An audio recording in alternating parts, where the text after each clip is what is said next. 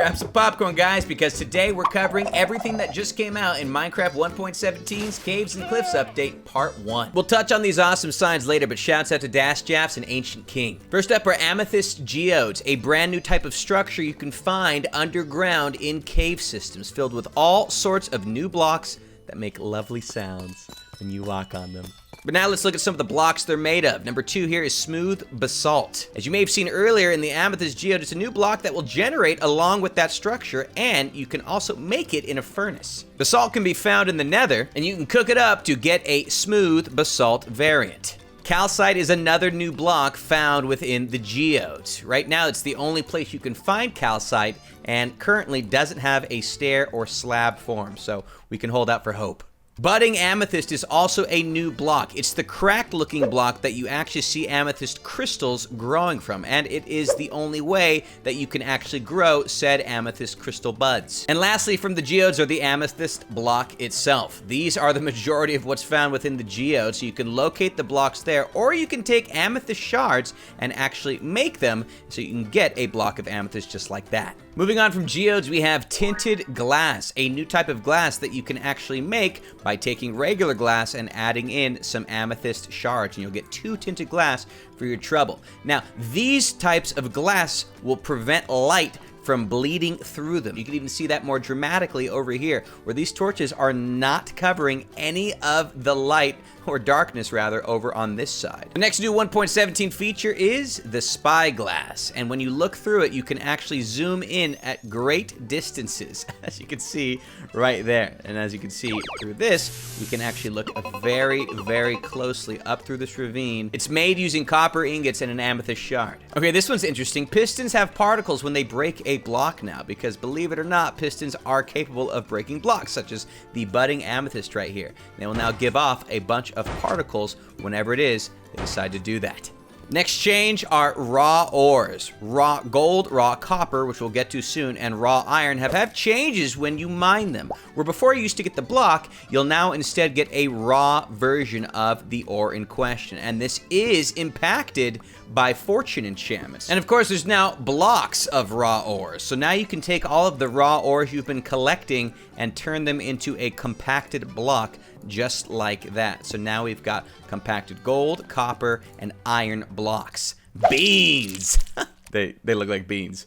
And if it wasn't obvious enough, there have been ore texture changes. Here are the differences in what the ores look like, with the old variants on the top here and the new variants on the bottom here. And these changes were made to make it easier for colorblind people to differentiate between all of the different ore types. So we're about that. Lapis Lazuli block name change. Yes, believe it or not, this change was made to make it more consistent with the other ore blocks. It used to be called the Lapis Lazuli block. Now it's called Block of Lapis Lazuli. Okay, moving on, we've got copper. Copper is a new ore that can be used for building spyglasses, as well as various other things. It's even good for paths like this one, and what you're seeing here is a path made up entirely of copper ore blocks. Don't mind if I do. And that's what's next up here, the copper block. To make one, you'll take some smelted raw copper, turn it into copper ingots to get your block of copper. Now this comes in tons of different variants. All of them are different based on if they are waxed, unwaxed, as well as their oxidation levels, stair versions, slab versions. So copper waxing, what is it exactly? Well, you can use honeycombs in order to wax copper, and that will prevent it from oxidizing, changing from these different colors over to something new. Oxidizing will change the color of the copper, so if you wanted copper to stay one way, then you would just wax it. Wax on, my friend. And so naturally there's wax off as well. By simply taking an axe to one of your waxed blocks and right-clicking it, you can then remove the waxing that was placed on it. And on top of that, you can actually use the axe to restore a block back to its deoxidized state. Up next is the lightning rod. Yes, the lightning rod is a new block you can make with copper that will attract the nearest lightning bolt during thunderstorms. To make it, all you need are 3 copper ingots placed as such, and you've now got a lightning rod on deck. So we're gonna start a storm, and we're gonna wait real patiently. Any nearby lightning bolts will instead be attracted right to this puppy instead. Oh, there we go. Wow, just got it. Ah, I got... Anyways, lightning deoxidization is a new thing as well. Lightning will now deoxidize... copper. So as you can see right here, boom, nice and deoxidized. Love. Yo, Pig, you better watch out, dude. We're back in the caves to show off Deep Slate. It's a new block that is found only in the lower Y levels of blobs, which we're down at right now. It also has an unreasonable number of forms. Have you ever wanted to play Minecraft with me, Logdotzip? Well, as a way to thank those of you supporting me by buying our merch, I'll be playing Minecraft with one lucky person who purchases a product anytime this June. Each product purchase counts as one entry, so grab some at ldz.store, etc. An exciting one, though, is Deep Slate ores. So since Deep Slate is intended to be at the lower Y levels in 1.17 and 1.18, it has a copy of every ore. So these will act like normal ores, except they take a little bit longer to mine compared to our typical ores found in higher Y levels within the cave systems. And yes, there's even infested Deep Slate as well, which is where the silverfish like to hide from time to time. Easy does it, dude. Here's another new block. It's known as Tough. It's this gray rock. It's not quite deep slate nor stone, but it's basically a type of diorite, granite, or andesite variant, although it does not currently have a polished form, and it can be found located in the lower parts of your Y levels in game. Speaking of lower levels, we've got Dripstone. This is a new block that is used for decorative purposes in a biome that will appear later on in this video, taking on stalactite and stalagmite forms, as well as a type of block form too. Greater detail on that, the pointed dripstone, which is what we were just talking about, those are those stalactites and stalagmites. And by breaking this block, it will make that fall and will cause damage to you if you happen to be stuck underneath it. You can see what I'm talking about. Pain. Now also, if you land on a stalactite, you'll also take damage. So it's perfect for making traps. Next up is the Lush Caves, a brand new type of biome, a cave biome specifically. And currently you can play with it in the custom world generation settings, but it'll generate naturally beginning in 1.18. And as you can see, there is a lot going on here. Azalea. Now, Azalea is a new block acquired in Lush Caves and from Wandering Traders. And it's got two different variants, a regular and a flowering type as well. And it's pretty useful. We'll explore that use in just a little bit. Here's the non-baby variant, the Azalea tree. When you bone meal an azalea bush, it will turn into an azalea tree. These do have oak wood as the type of wood they use, but they do have a special type of variant of Azalea Leaves, and they sound a little bit different and look a little bit different as well. And yeah, it looks like I got ahead of myself a little bit. Azalea Leaves. Lovely. Some have flowers, some don't. So 29 and 30 are cave vines and glowberries. Check this out. First of all, you can climb up these puppies. Very nice. But more importantly, from time to time, they will be bearing fruit. You can right-click it in order to get your hands on these glowberries, which are a source of food that you can find in cave systems. If you didn't notice, they also give off moderate amounts of light. You know, hence the glowberry. Drip leaf is another type of plant found within the Lush Caves, but you can also get it from the Wandering Trader. Now, the small ones don't do too much, they're mostly decorative, but the big ones can actually be used as a form of staircase. However, if you do not move quickly up these stairs, then what's going to end up happening is that they will break underneath you. So it makes for some really cool parkouring opportunities. Ow. They do eventually come right on back though, so worry not. Spore Blossoms. If you're wondering what these particle effects are that we're seeing around us, well, believe it or not, they are from the Spore Blossom. It's a new decorative block that will create those particles. They hang from ceilings in Lush Caves, and it can also be obtained from Wandering Traders. It can only be hung on ceilings, by the way. Next is Rooted Dirt, a new dirt variant, which is what everybody wanted. It's a new type of dirt that is made by azalea trees, and it can also be found within the Lush Caves. As you can see, it is slightly different looking and has a slightly different breaking sound effect. Okay, moss blocks, another type of block from the Lush Caves, but they can also be found in shipwrecks as well, and you can turn them into carpet form too. So check this out. Nice little carpet, look at that. Using bone meal on it will actually turn other blocks nearby into moss blocks. So believe it or not, we are actually like mining stone. It's very interesting, and it may change mining mechanics as we know it.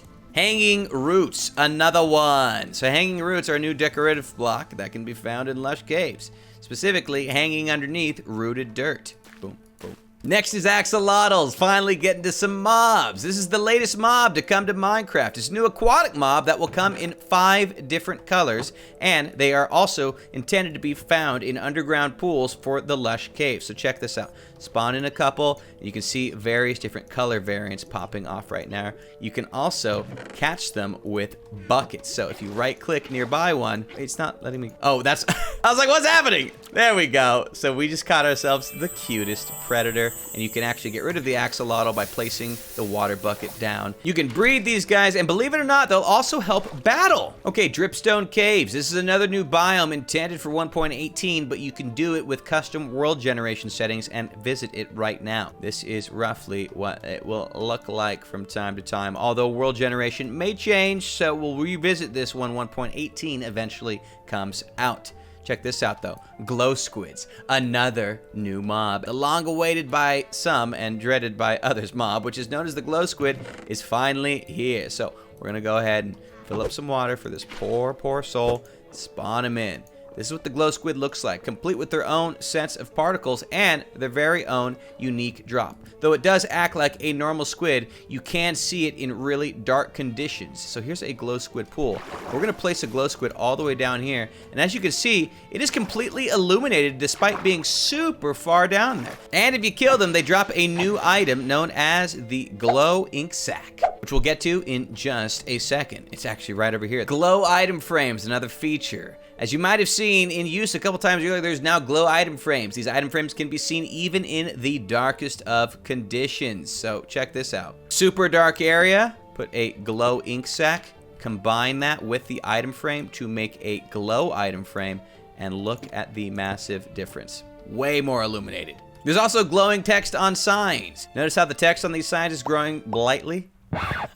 Glowing brightly this entire time? Well, that's thanks to the Glow Squid. If we use glow ink sac, as you can see here, it will instantly illuminate the signs in question. And what's really exciting is it will actually cause text to illuminate in the darkness, even if there's nothing else around to cause it to be bright. Glow Lichen is up next. This is a new block that is found growing on the sides of blocks in caves, which will make a small amount of light. It is not to be confused with glow squids, but as you can see here, it does provide the occasional light source when placed.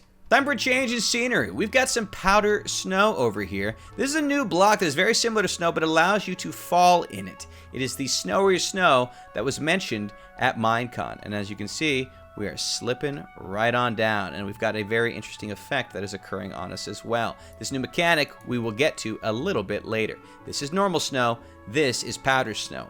Very subtle difference. Speaking of subtle, there have been occasionally subtle changes to mobs that drop food, such as the polar bear. When you kill a polar bear, you normally get raw fish. Well, if you kill a polar bear while it's on fire, it will now drop cooked food instead of raw food. Thank you very much. Also, don't kill polar bears. Skeletons will convert into strays when they find themselves placed inside of powder snow. Eventually, these guys will become strays. You can see them kind of shivering right now. That is indication that that is exactly what is occurring here. So I'm going to go ahead and count my blessings. Okay, well, I spoke too soon. You'll be able to see here in just a hot second that this skeleton is going to turn into a stray, just like that. So lava and powder snow work quite interestingly with cauldrons now. Lava cauldrons were added for Bedrock Java parity from a long time ago, and powder snow cauldrons are a way to get powder inside of your cauldrons. You can literally just take a bucket, boom, grab the lava, put it right back in, and same story with the powder snow. Another new mob added. The goat mob is added to caves and cliffs. They're a new mob that will spawn in normally on mountains, and currently they don't drop anything, but judging by Bedrock Edition, they will be dropping some goat horns in the near future. Here is what the goat looks like. Hey, cutie pie. Now you can actually milk goats in order to get milk, and if you happen to be near a ledge, the goat will actually begin attacking you. Candles have been added as well. Now, candles are a new decorative block which can be made with one honeycomb and one string placed on top of each other as such. And as you can see here, you can also dye them by getting all sorts of different dyes and combining them to make all sorts of different candle variants. You can light them using a flint and steel, just like this, and you can extinguish them by right-clicking with an empty hand. In addition to that, you can also add multiple candles to one block, which will improve their overall brightness factor.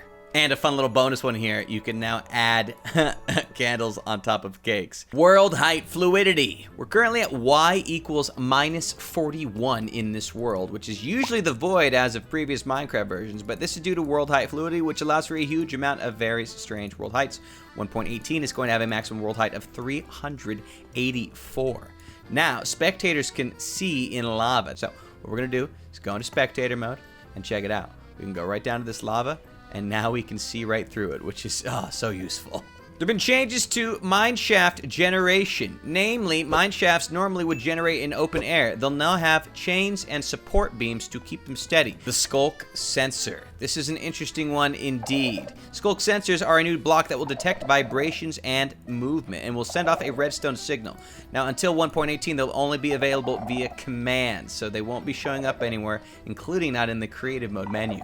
The /item command is a new one for all of you command block functioneers. This command was basically a replace item replacement, but with extra powers. Some of those extra powers will be up shortly, but the first one is shown off right here. We're going to swap between the main hand and the offhand. We now have a button that can actually do that for us, which will be very useful for a lot of map makers. Item modifiers is the next one. They're a type of data pack utensil used by the /item command, and they can change various things about a given item. For example, we're going to go ahead and randomize the damage value on this sword, and you can actually see it going all over the place on my hotbar down there. And in addition to that, we can also randomize the enchantment. Sweeping Edge. Sweeping Edge with Bane of Arthropods. Another Bane of Arthropods. And you can just keep going and going and going. Check this out. Bundles, a new way for storage in game. It's a new storage item, currently command only, because it's going to be coming out officially in 1.18.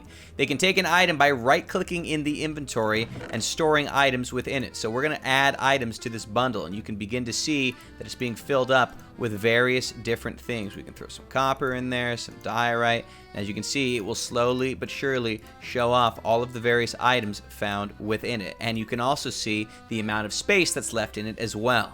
To get the items out, you'll have to right-click, and all of them will pop out on the ground in front of you. We can now utilize shaders for some very interesting effects. As you can see here, we're using it right now to hide Ravagers and make them invisible, even though they are actually still there. Shulker box item spilling. Okay, check this one out. When you drop a shulker box in something that would destroy it like a fire, the items will now spill out instead. So check this out. With any luck, we can try and...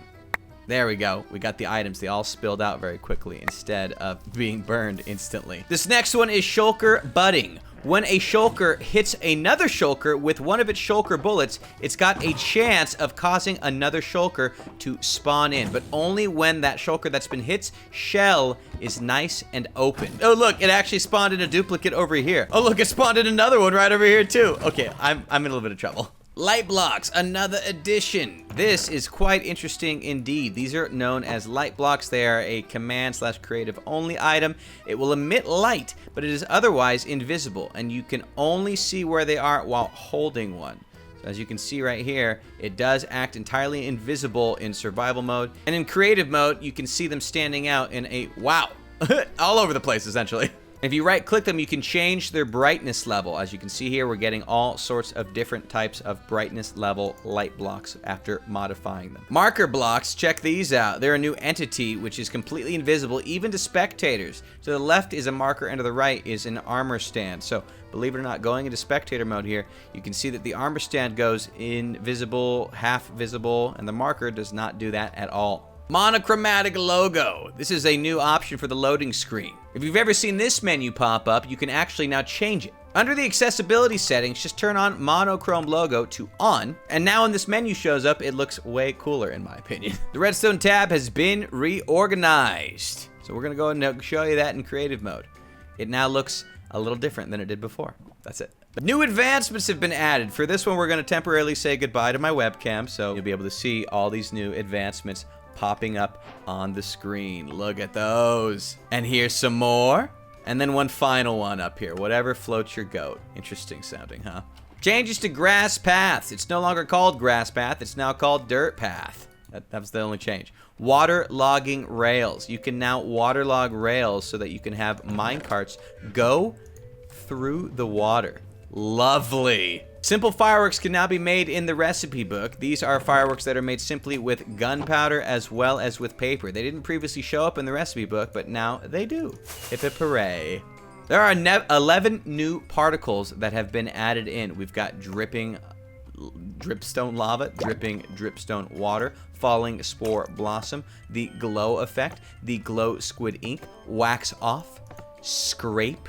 We have snowflake, oh gosh, so sensitive, spore blossom air, vibration, and wax on.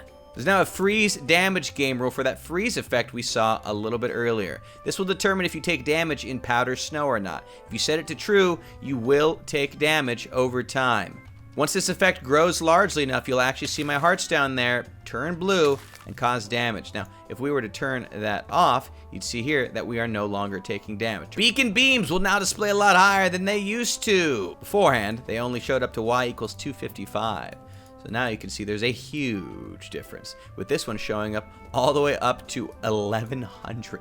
Textures for clocks and compasses have been changed. The old ones on top, the new ones on bottom. There have also been some slight changes to the blackstone textures. The changes are minor, but they do exist. Here's on the old, and on the right is the new. On the left is the old, on the right is the new. See if you can spot them. There's a new command tag to determine if a vibration from a skulk sensor will hit a block type or not. Usually only wool can do that, but for now, there is a slight modification so that now these guys will not set off any sort of movement even though it's glass nearby. Suspicious stew is now edible at full hunger. So we've got full hunger right now, and yet we are still capable of eating all these delicious, potentially delicious stews. And finally, experience orbs will now merge together. Spawn experience orbs in the bottom of this pit as far down as you can, and then watch to see what happens. So check it out, check it out, check it out, check it out, check it out, check it out, check it out, check it out, check it out. They are merging together, becoming bigger and bigger and bigger. Ah, now we've got one lone big boy down there. So that was all 75 editions. Let us know in the comment section which one was your favorite, and subscribe for future updates.